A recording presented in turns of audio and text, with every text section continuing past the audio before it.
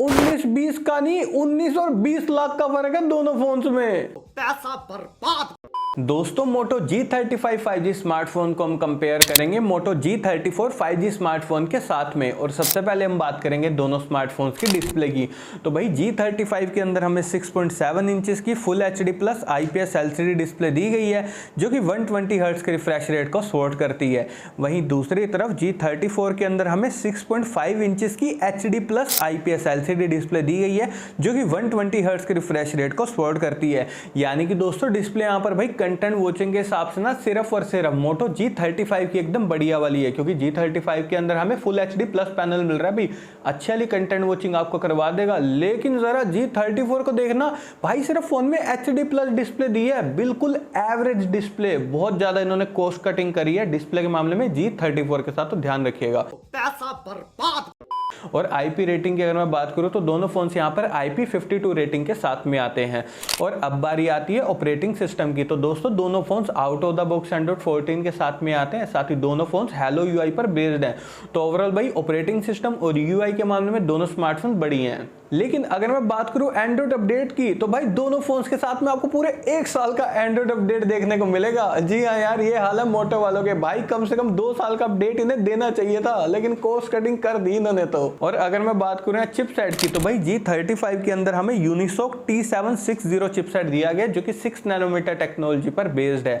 वहीं दूसरी तरफ मोटो G34 के अंदर हमें स्नैपड्रैगन 695 चिपसेट दिया गया है जो कि 6 नैनोमीटर टेक्नोलॉजी पर बेस्ड है। देखिए दोस्तों, ये जो दोनों चिपसेट है ना भाई, डे टू डे परफॉर्मेंस और डिसेंट गेमिंग के मामले में एकदम बढ़िया है, उसमें आपको कोई दिक्कत नहीं आएगी। लेकिन दोस्तों गेमिंग का मजा आपको G34 के साथ में नहीं आने वाला यार, क्योंकि डिस्प्ले इन्होंने एवरेज वाली दी है। तो एवरेज डिस्प्ले के साथ में गेमिंग का मजा मतलब भूल जाओ आप। तो ये 19-20 का नहीं, 19-20 लाख का फर्क है ये। और स्टोरेज की अगर मैं बात करूं तो दोनों फोन्स के अंदर हमें UFS 2.2 वाली स्टोरेज दी गई है। साथ ही दोनों फोन्स यहां पर LPDDR4X रैम को भी सपोर्ट करते हैं।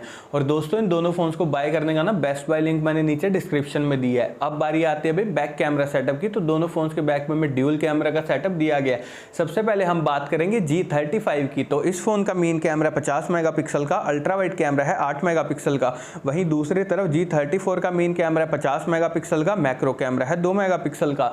देखिए दोस्तों G34 का जो मेन कैमरा ना 50 मेगापिक्सल का, भाई डिसेंट डिटेलिंग के साथ में आपकी फोटोज क्लिक कर देगा, कोई दिक्कत नहीं आएगी। लेकिन दोस्तों डिटेलिंग अगर आपको फोटोज में भाई बढ़िया चाहिए और भी अच्छी डिटेलिंग के साथ में फोटोज को अगर आपने क्लिक करना है, भाई सिर्फ G35 की तरफ ही जाइए, क्योंकि इसका जो मेन कैमरा ना अब और भी ज्यादा बढ़िया तरीके से मोटो वालों ने ऑप्टिमाइज कर दिया, जो कि काफी अच्छी डिटेलिंग के साथ में फोटोज क्लिक कर देगा। लगेगा नहीं कि आप 11,000 वाले फोन से फोटोज क्लिक कर रहे हो। और यहाँ पर तो हमें अल्ट्रा वाइड कैमरा मिल रहा है भाई, अच्छी बात है। और अगर मैं बात करूं मैक्सिमम वीडियो रिकॉर्डिंग की, तो G35 के बैक कैमरा से हम मैक्सिमम 4K तक वीडियो रिकॉर्डिंग कर सकते हैं। वहीं दूसरी तरफ मोटो G34 के बैक कैमरा से आप सिर्फ 1080 पिक्सल तक की वीडियो रिकॉर्डिंग कर सकते हैं। तो यहाँ पर भी ना मोटो G35 ही भाई विनर है। और दोस्तों सेल्फी लवर्स की अगर मैं बात करूं तो दोनों फोन्स के फ्रंट में 16 मेगापिक्सल का सेल्फी कैमरा दिया गया है। तो भाई दोनों फोन्स के फ्रंट कैमरा अच्छी डिटेलिंग के साथ में सेल्फी फोटोज क्लिक कर देंगे, कोई दिक्कत नहीं आएगी। लेकिन दोस्तों डिटेलिंग और भी बढ़िया चाहिए ना, मतलब बिल्कुल टॉप की, तब तो आपको यहाँ पर G35 की तरफ भाई जरूर से जाना चाहिए। और मैक्सिमम वीडियो रिकॉर्डिंग आप दोनों फोन्स के फ्रंट कैमरा से 1080 पिक्सल तक कर सकते हैं।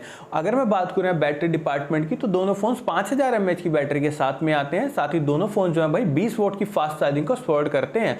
और दोस्तों नेटवर्क कनेक्टिविटी के लिए दोनों फोन ट्रूली 5G कनेक्टिविटी के साथ में आते हैं। 3.5 mm जैक और स्टीरियो स्पीकर हमें दोनों फोन्स के अंदर दिए गए हैं। और सिक्योरिटी के लिए हमें दोनों फोन्स के अंदर side mounted fingerprint sensor plus face unlock भी देखने को मिल जाता है। और अब लास्ट में हम बात करते हैं भाई प्राइसिंग की। तो देखिए दोस्तों दोनों फोन्स के 4+128GB वेरिएंट की प्राइसिंग है 11,000 पे। और अगर मैं यहाँ पर अपना पॉइंट ऑफ व्यू दूं ना भाई इन दोनों स्मार्टफोन के लिए, तो देखो दोस्तों डेफिनेटली आपको यहाँ पर G35 की तरफ ही जाना चाहिए, क्योंकि ये वाला फोन भाई ओवरऑल वैल्यू फॉर मनी है। भाई डिस्प्ले बढ़िया मिल रही है और कैमरा भी अच्छा मिल रहा है, तो भाई G35 को बाय कर लो। तो बस दोस्तों यही